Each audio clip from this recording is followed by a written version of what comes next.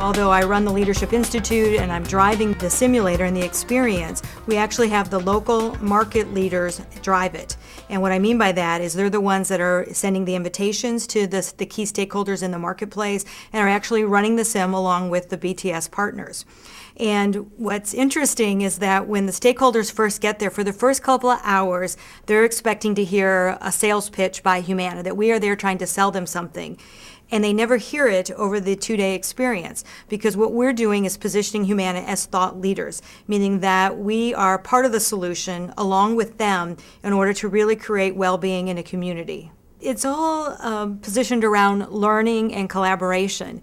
And so in the beginning, it's a little rocky. They don't understand what they've gotten themselves into. And then they recognize that they're actually in a full-blown learning experience on a team, and they're competing with one another.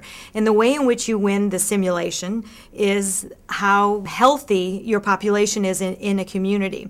And what's interesting is that the transformation they go through is very similar to what we found internally, that people are learning, they're discovering, and they're helping one another better understand what's going on and what are the dynamics that are in that marketplace or what they're trying to solve.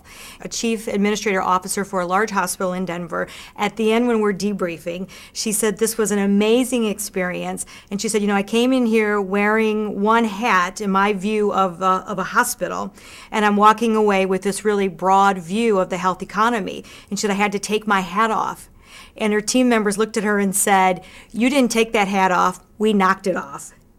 And so she says, I think you're right. I had to go through this experience to really understand that there are multiple views in the health economy and how we might be able to collaborate and shift it in order to have a community well. People's perspective can change rapidly when you're using learning and experiential learning to do so.